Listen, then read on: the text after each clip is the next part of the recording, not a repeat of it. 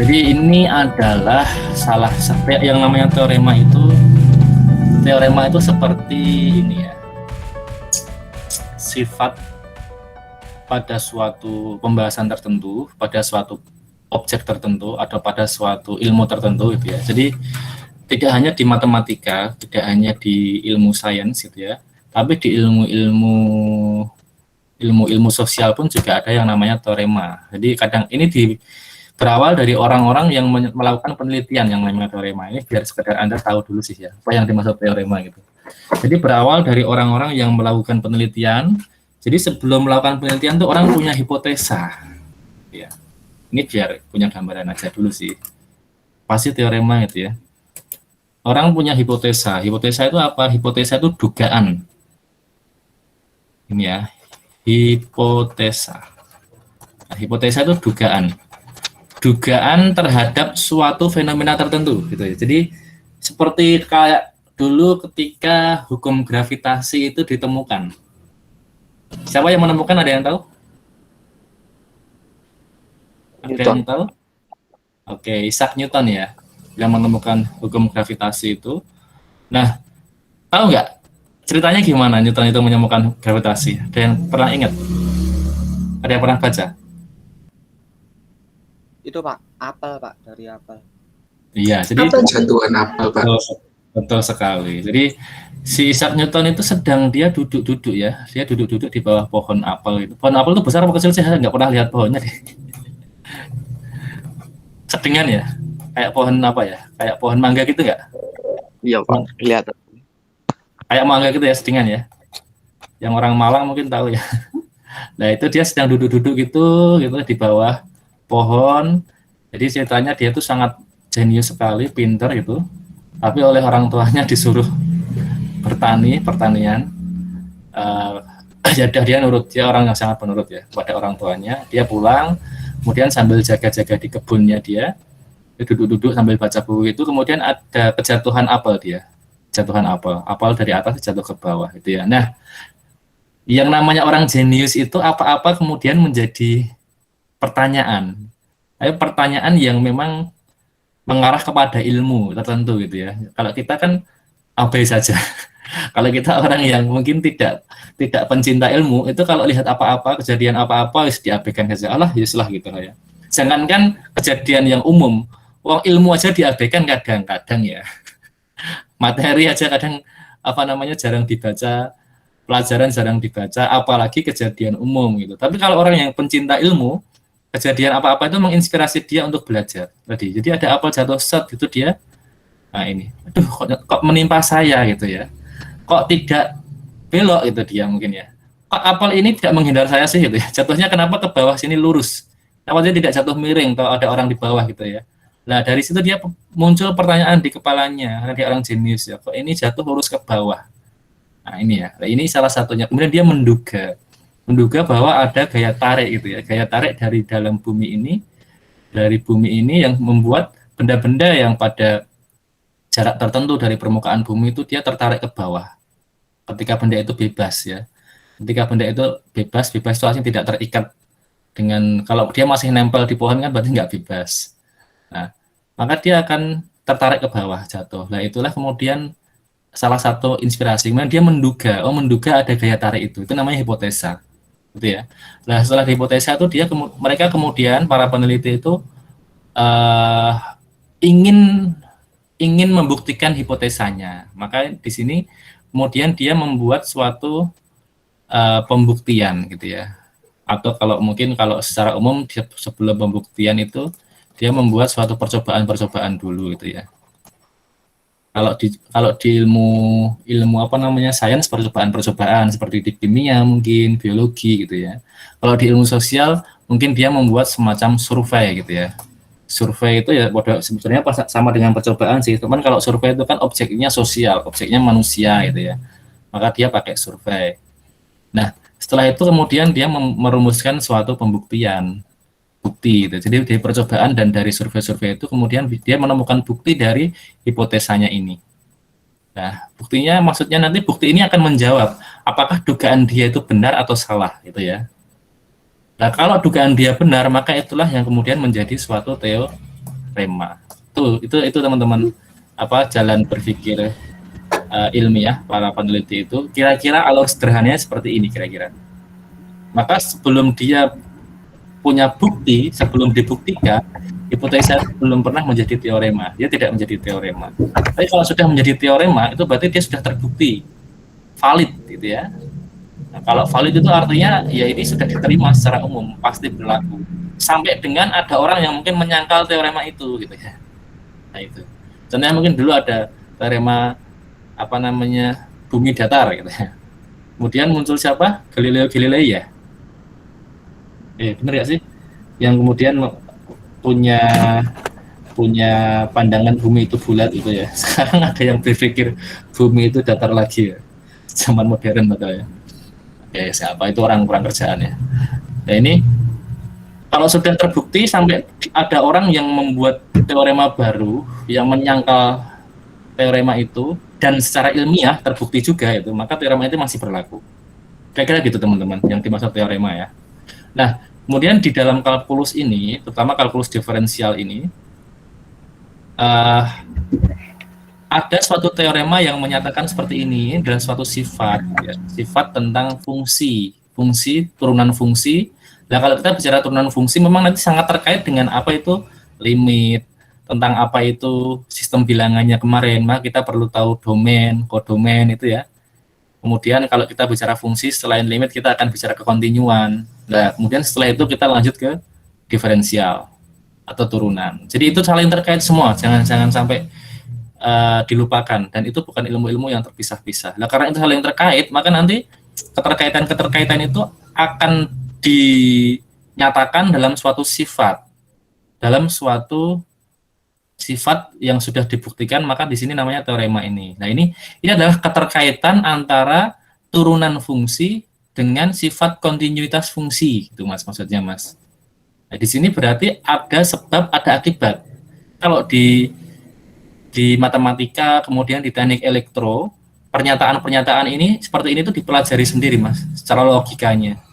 Ini namanya logika proposisi, logika pernyataan. Jadi ada jika, ada maka. Jadi ini panah ini namanya maka ya. Jadi ini sebenarnya dibaca maka ini. Nah ini ya. Jika F diferensiabel di C, maka F continue di C. Gitu ya. Jadi apa yang dimaksud dengan diferensiabel di C sih gitu ya. Yang dimaksud dengan diferensiabel di C di sebelumnya kan sudah diberikan ya.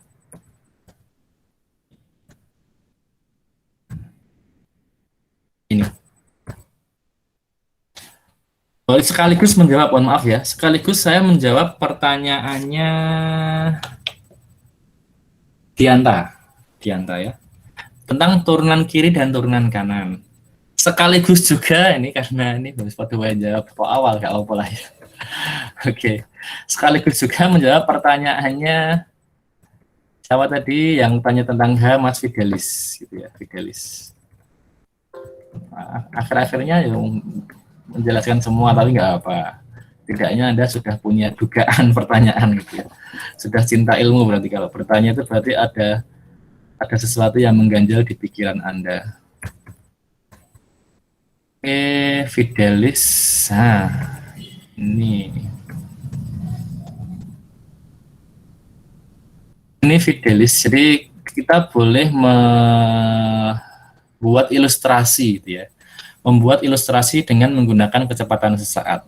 Nah, jadi meskipun kecepatan sesaat ini adalah salah satu aplikasi gitu ya, aplikasi dari turunan, tapi dia juga bisa dipandang sebagai motivasi dari turunan. Apa sih Pak ini ngomong apa sih Pak itu? Gini maksudnya, kalau kita bicara aplikasi gitu ya, itu berarti dia dibicarakan setelah mempelajari ilmunya. Jadi belajar ilmu turunan dulu, setelah paham tentang turunan baru belajar aplikasinya. Kalau motivasi itu dibahas sebelum belajar ilmunya gitu. Jadi apa sih yang menyebabkan, jadi motivasi semacam latar belakang gitu ya.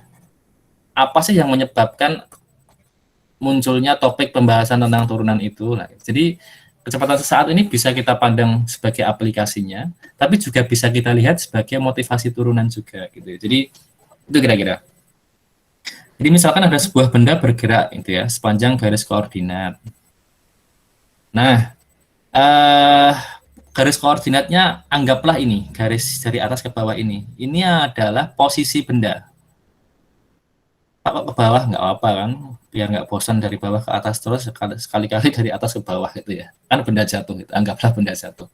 Nah, ini perubahan posisinya. Jadi setiap saat posisinya itu diberikan oleh ini S sama dengan FT. Jadi S sama dengan FT itu fungsi yang menyatakan posisinya. S itu posisinya atau jarak kan biasanya S itu. Nah ini FT itu adalah fungsi yang bergantung pada variabel T. T itu time ya, waktu ya. Nah, artinya jaraknya itu bergantung pada waktu. Waktu ke 0 jaraknya berapa, waktu ke 1 jaraknya berapa, waktu kedua jaraknya berapa. Itu dulu, itu pahami dulu. Kemudian pada saat T-nya sama dengan C gitu ya. Maksudnya waktu ini waktu, jadi anggaplah ini adalah suatu jam. Pak, kenapa digambar bulat? Ini bukan gerak melingkar. Ini maksudnya biar seolah-olah ya, seolah-olah ini kayak jam gitu loh ya.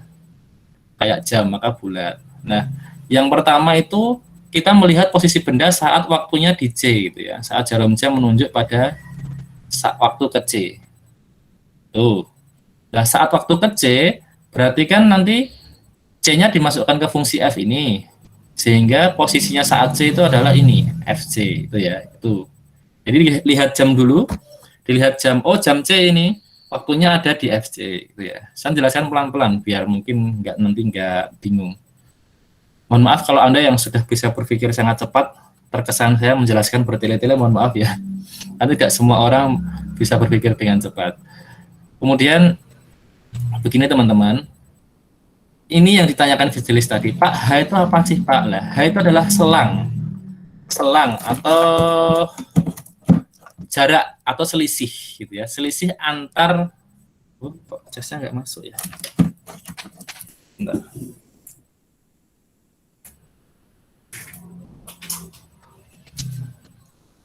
Selisih antar dua waktu pengukuran gitu ya. Jadi itulah H sebenarnya.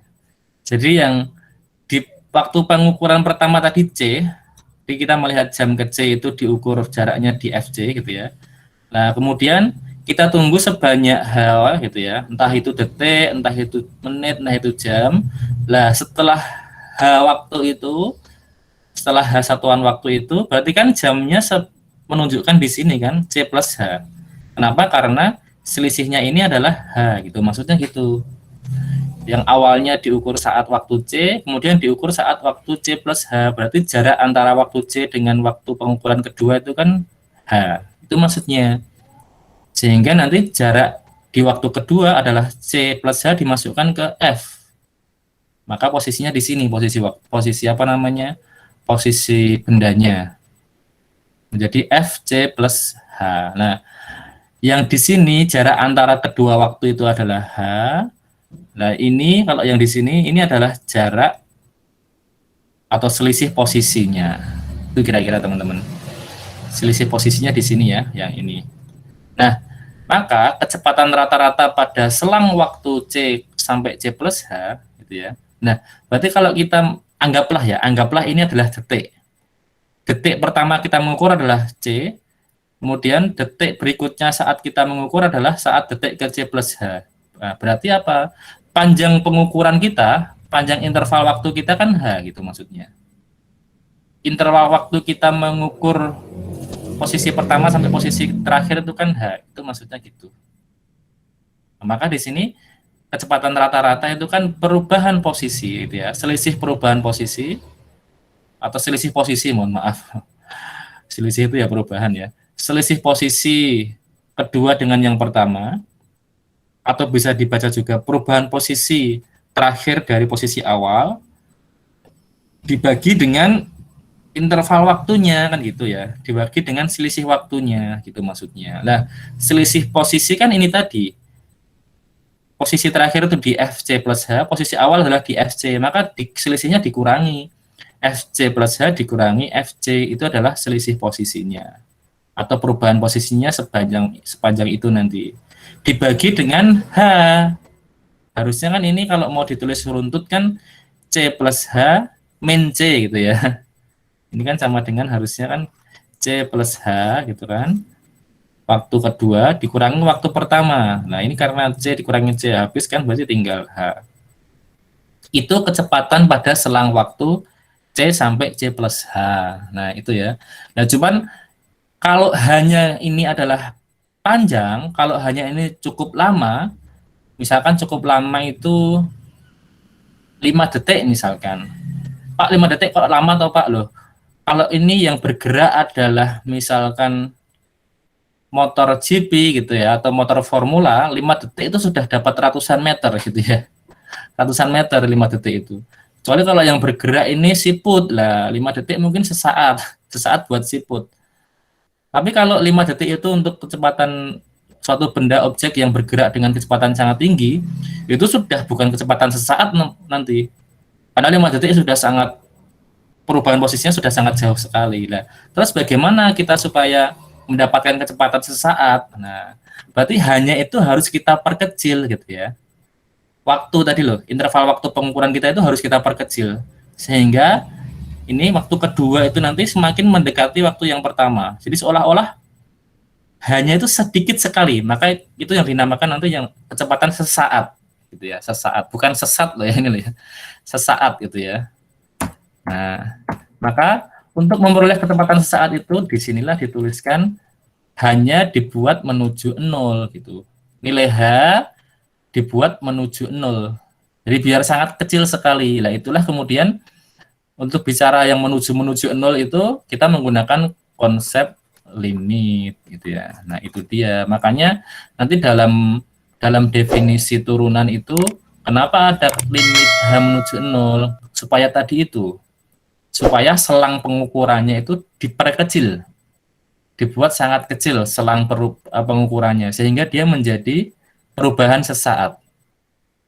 Itu kira-kira filosofinya H, sejarahnya H itu di situ. Maka yang awalnya tadi di awal ini nggak pakai limit, di sini hanya mengukur ini. Kalau ini kan berarti kecepatan rata-rata untuk waktu yang mungkin boleh yang cukup lama, 1 jam juga mungkin boleh. Antara jam 10 dengan jam 11 kecepatan rata-ratanya dia berapa. Tapi itu bukan kecepatan sesaat. Nah, supaya menjadi kecepatan sesaat maka tadi itu hanya dibuat menuju 0 di sini. Maka disinilah rumus kecepatan sesaat yang menyerupai rumus turunan di suatu titik. Nah, gitu ya. Jadi turunan di suatu titik C gitu. Kalau kita mau ibaratkan ini dengan fungsi, berarti turunan fungsi f di suatu titik x sama dengan c. Nah, tapi yang ini tadi sekaligus menjawab yang turunan pada selang tertentu tadi. Lah, berarti di sini, lah ini nanti seperti menyerupai turunan pada selang tertentu ya. Tapi nanti aja. Tapi ini yang tadi dulu aja, yang masalah apa namanya H tadi. Fidelis sudah punya gambaran belum dari penjelasan ini? Sudah, Pak. Sudah, Pak. Sudah ya? Sudah, Pak. Itu H itu di situ, Mas. Jadi H itu selisih pengukuran gitu, Mas ya. Karena ini kita bicara tentang waktu ya, berarti H itu adalah pengukurannya berarti waktu. Tapi nanti kalau kita bicara tentang yang lain lagi, X dan Y, kalau fungsi biasanya X dan Y ya. Kalau tadi kan kita bicara ini, kalau kita gambarkan kan berarti gini grafiknya. Ini FT itu adalah jarak, di sini T itu waktu. Nah, gitu ya. Ini waktu. Ini jarak. Tadi karena kita tadi bicara apa perubahan posisi benda. Tapi kalau kita bicara fungsi yang berarti di sini itu X. Ini X, di sini Fx. Nah, H itu kan dia di sini tadi supaya selisihnya kecil.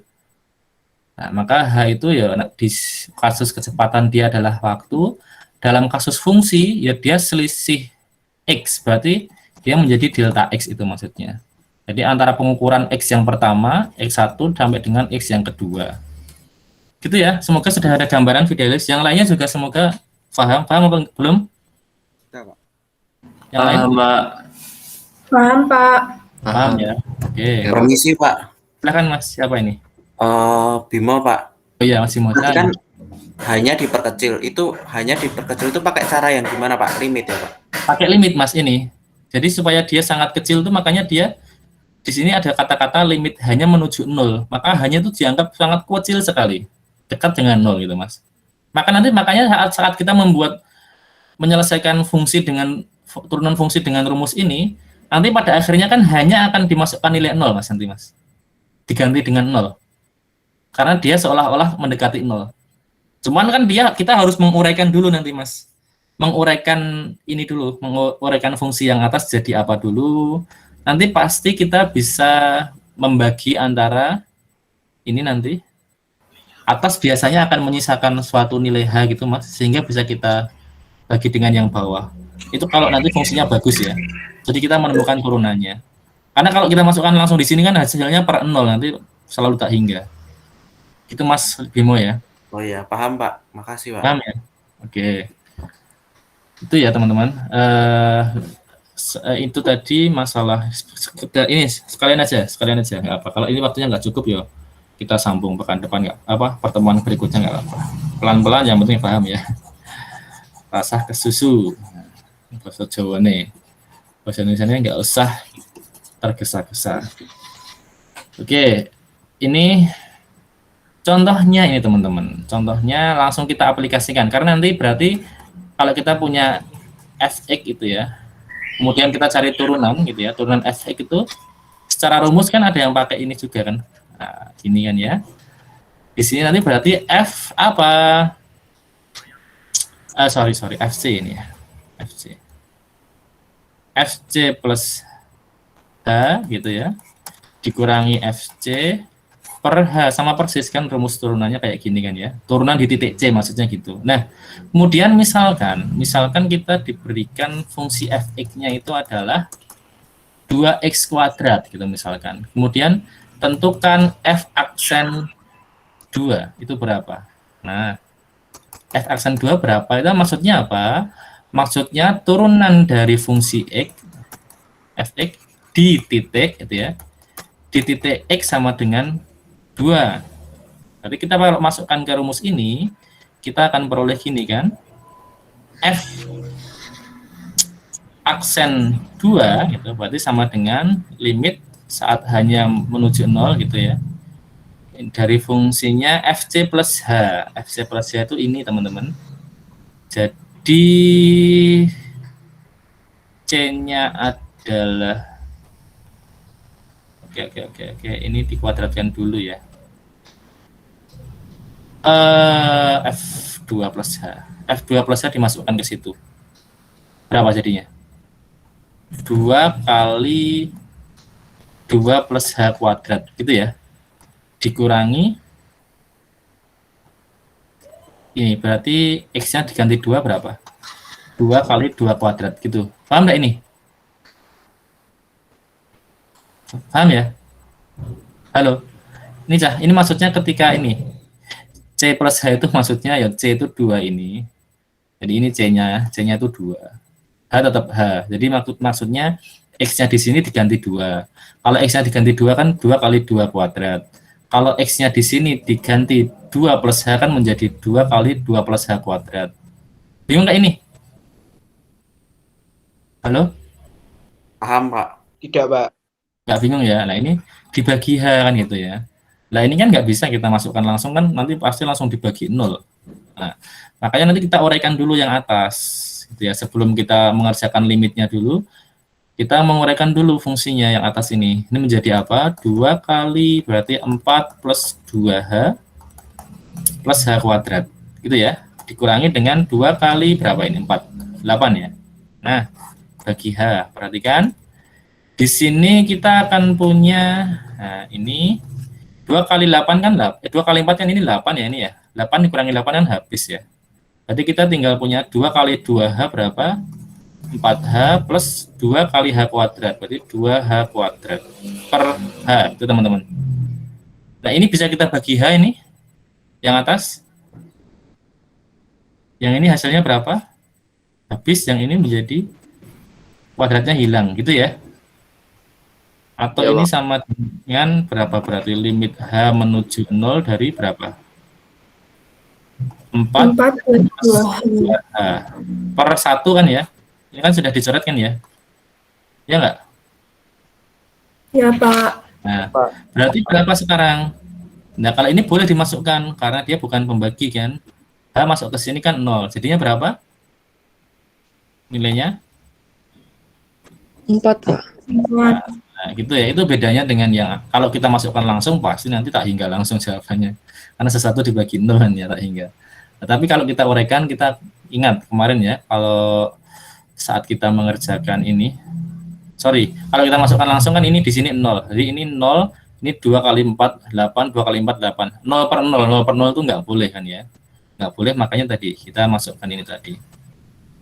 Kita uraikan dulu sehingga kita peroleh 4 inilah. Perhatikan teman-teman, nah, 4 ini adalah turunan dari fungsi ini tadi, fungsi 2x kuadrat di titik 2, di titik x sama dengan 2. Itu tadi ketika kita menggunakan mencari turunan dengan menggunakan rumus turun ini ya, rumus turunan awal itu yang pakai h menuju 0 itu. Pak, kalau pakai cara langsung gimana? Sama aja hasilnya nanti. Ini diturunkan, ini kita turunkan, maka kita akan peroleh f aksen x itu sama dengan 4x kan ya. 4x. Berarti f aksen 2 tinggal dimasukkan. Sorry. 4x toh. Betul ya? Iya, Pak. 4x. Kok itu jawaban aja?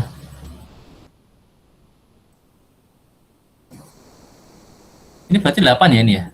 Apa saya ada yang salah di bawah? Mungkinkah saya ada yang salah?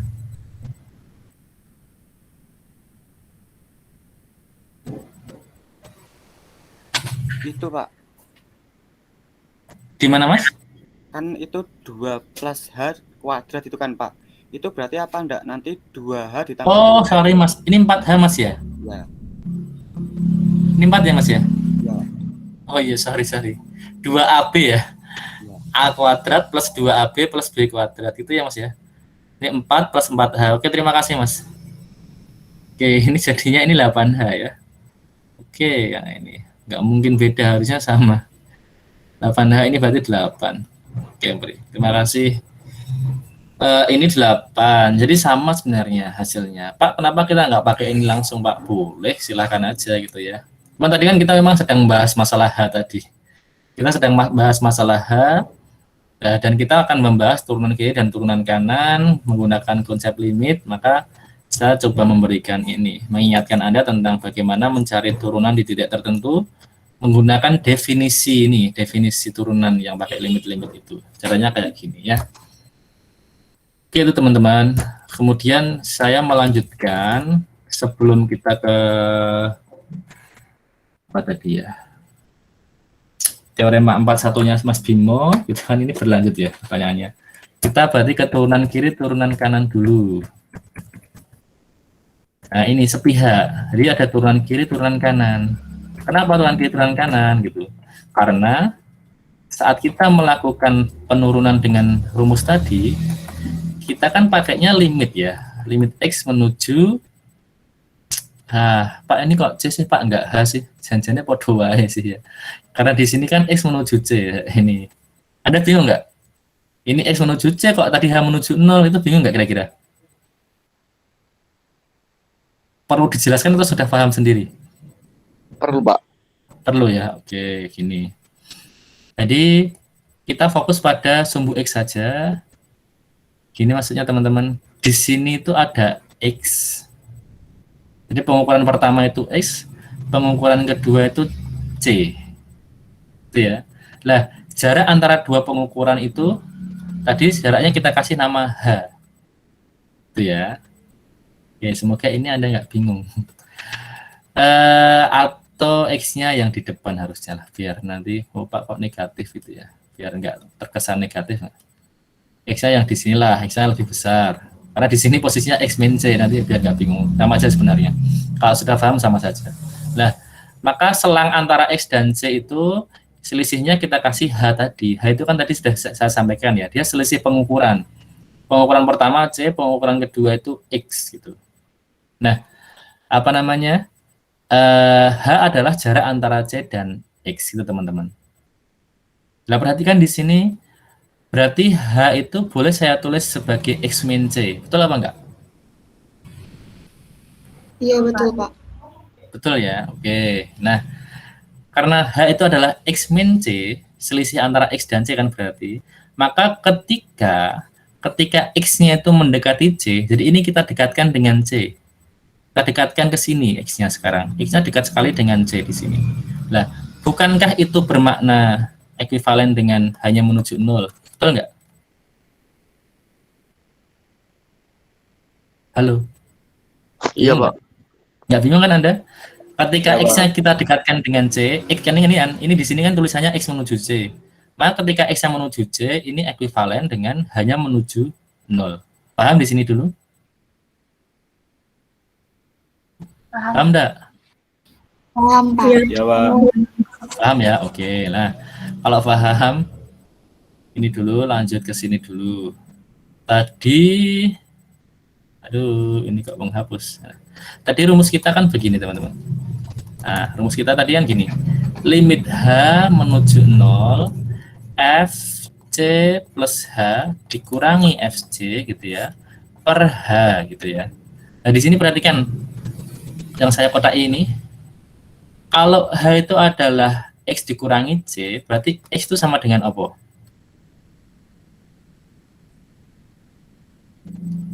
X sama dengan apa di sini? H plus C atau C plus H sama aja, oke? Gak bingung ada? Jelas ya? Jelas, oke. Ya, Pak. Berarti sekarang kita bisa menyatakan ini dalam bentuk lain, bentuk X dan C. Di sini kan H menuju 0, ini ya. H menuju 0 itu ekuivalen dengan X menuju C. Berarti kita juga bisa menulis sebagai limit X menuju C gitu. Nah, kemudian FC plus H, ingat di sini, C plus H itu adalah X. Nah, ini. Sehingga FC plus H itu sama dengan Fx. Ya. Dikurangi FC tetap FC per, yang atas kan pakai rumusnya per H. H tadi apa? H, lihat ini yang kotak atas. H adalah X dikurangi C. Maka di bawah ini X dikurangi C. Nah, maka rumus turunan itu, definisi turunan kita boleh pakai yang atas atau nanti mungkin di beberapa literasi yang lain bisa pakai yang bawah. Sebenarnya sama saja. Paham dulu di sini nggak? Sampai sini. Sudah paham belum? Paham, Pak. Paham, Pak. Paham ya? Nah, paham. Nah, kalau paham, sekarang gini teman-teman. Ini menyatakan turunan saja. Jadi ini turunan di titik C. Gitu ya. Nah, karena kita bicara turunan itu definisinya menggunakan limit, padahal kemarin saat kita bicara limit itu kita bicara limit kiri dan limit kanan. Nah, maka kita bisa menggunakan konsep kanan dan kiri juga, karena di sini ada kata-kata limit. Itu aja sih sebenarnya. Itu ya, jadi makanya dari itu nanti turunannya berdasarkan limitnya ini juga kita bisa bagi menjadi dua, yaitu turunan kiri dan turunan kanan, mengikuti sifat limitnya ini gitu teman-teman. Nah, maka nanti turunan kiri itu apa? Turunan kiri adalah ini, definisi turunan jika kita lakukan pendekatannya dari arah kiri gitu. Jadi C-nya itu C minus.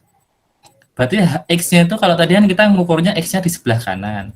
Berarti kalau turunan kiri itu kita melihat kalau C di sini maka X-nya itu di sebelah kiri. Itu maksudnya. Jadi selang H-nya itu di sini. Hanya ini diukur ketika X-nya di bawahnya C, lebih kecil dari C. Jadi limitnya limit menuju, ini X-nya menuju C minus. X di sebelah kirinya titik C. Kenapa? Karena kita ingin mengukur turunannya kan di titik C ini, di titik C ini. Ya, di titik C ini, tapi didekati dengan cara X dari arah kiri, gitu maksudnya gitu. Maka nanti disebut sebagai turunan kiri. Lah kalau yang turunan kanan itu adalah definisi turunannya ketika kita lakukan pendekatan X-nya itu dari arah kanan yang kayak gini. Maka ini hanya kita mengukur selisihnya H itu ketika X-nya berada di sebelah kanannya C. Maka di sini kan pakainya C plus ini. C-nya C plus. Karena di sebelah kanan, X-nya di sebelah kanannya C. Maka itulah yang kemudian disebut sebagai turunan kanan. Itu ya. Jadi mengikuti konsep limitnya kemarin. Kenapa Pak bisa mengikuti konsep limitnya? Karena definisi turunannya kita pakai konsep limit ini teman-teman. Itu maksudnya. Turunan kiri dan turunan kanan. Udah paham belum tadi yang menanyakan turunan kiri dan turunan kanan? Paham, Pak. Paham ya? Nah, nanti berarti Anda bukanya pada halaman yang ini. Kalau mau mencari yang mana turunan kiri, yang mana turunan kanan, Anda lihat di halaman ini, definisi yang di sini. Itu aja sih. Nah, nanti di sini ini hanya notasi aja. F aksen, kemudian ada minus di bawah itu berarti turunan kiri. F aksen, kalau ini plus berarti turunan kanan. Dan nanti itu akan digunakan untuk ini tadi teman-teman. Mendefinisikan yang namanya fungsi diferensiabel. Itu ya. Apa sih yang disebut sebagai fungsi yang diferensiabel? Diferensiabel. Jadi diferensial itu apa? Turunan kan? Able itu apa? Kalau dalam bahasa Inggris able itu biasanya apa? Bisa atau mungkin, biasanya gitu ya. Nah, berarti fungsi yang diferensiabel itu fungsi yang bisa diturunkan, kira-kira gitu. Atau fungsi yang mempunyai turunan. Itu intinya itu. Nah, kalau diferensiabel di C ya berarti dia punya turunan di C. Nah, kapan dia dikatakan punya turunan di C atau kapan dia dikatakan diferensiabel di C? Notasinya ini. Berarti F aksen C itu adalah turunan fungsi F di titik C jika turunan kiri di titik C sama dengan turunan kanan di titik C, teman-teman. Itu ya. Jadi memang nanti ada fungsi itu yang tidak punya turunan di suatu titik tertentu, ada. Contohnya apa, Pak? Contohnya ketika nanti fungsinya kalau kita kerjakan seperti yang saya coba tadi itu. Ini mana? Sama yang lain. Saat kita mengerjakan seperti ini di bawah ini masih menghasilkan H juga ternyata. Kita mungkin nggak bisa mencoret gitu ya.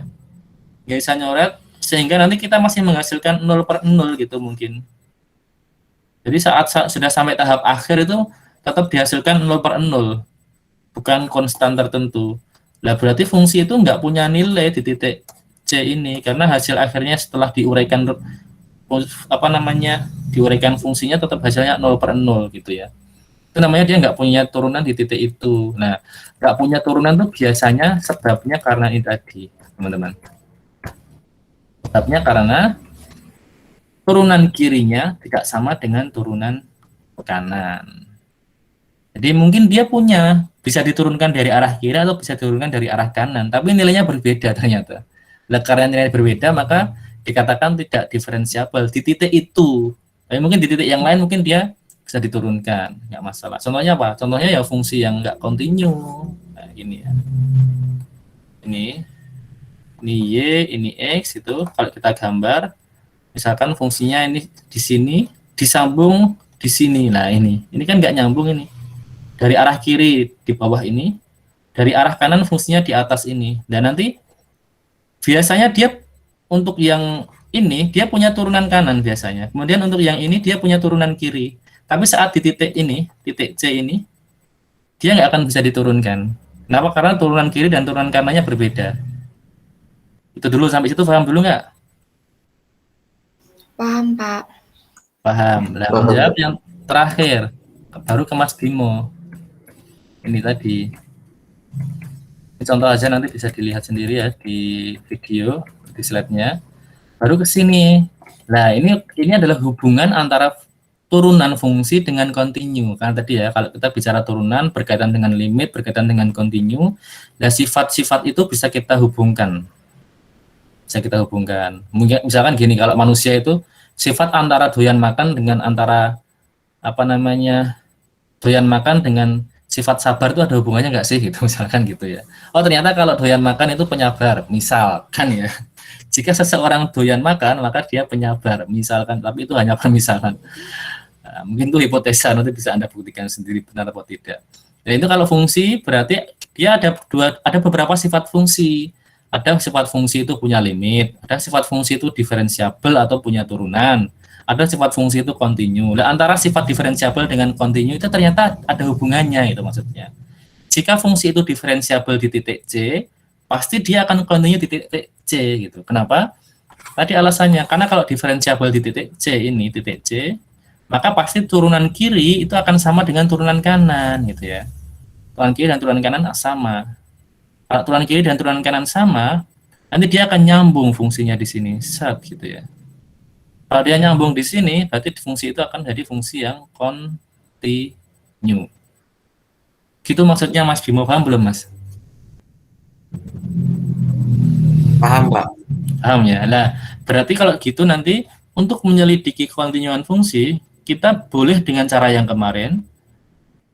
Kan kemarin ada beberapa cara itu. Dicek dulu nilai FC berapa, dicek dulu nilai limit X menuju C berapa gitu ya. Terus apakah limit ini, limit X menuju C dari Fx sama dengan Fc atau tidak. Nah, ini kan kemarin syarat 3 syarat untuk menyelidiki kontinuan. Boleh pakai ini. Terus setelah kita tahu teorema ini, berarti kita boleh pakai ini diferensiabel. Jadi kita untuk mengecek apakah suatu fungsi itu kontinu atau tidak, Anda bisa cek dia diferensiabel atau tidak. Gitu. Karena kalau dia diferensiabel, nanti dia pasti kontinu sesuai dengan sifat ini. Nah, ngeceknya gimana Pak? Ya tadi itu. Apakah turunan kiri di titik X sama dengan turunan kanan di titik C atau tidak gitu ya. Kalau sama berarti diferensiabel. Kalau diferensiabel berarti kontinu. Itu maksudnya. Jadi sifat ini bisa digunakan untuk menyelidiki sifat lain. Itu maksudnya manfaat teorema nanti itu. Nah, Mas Bimo dan yang lainnya paham enggak? Oke, Pak, sudah paham.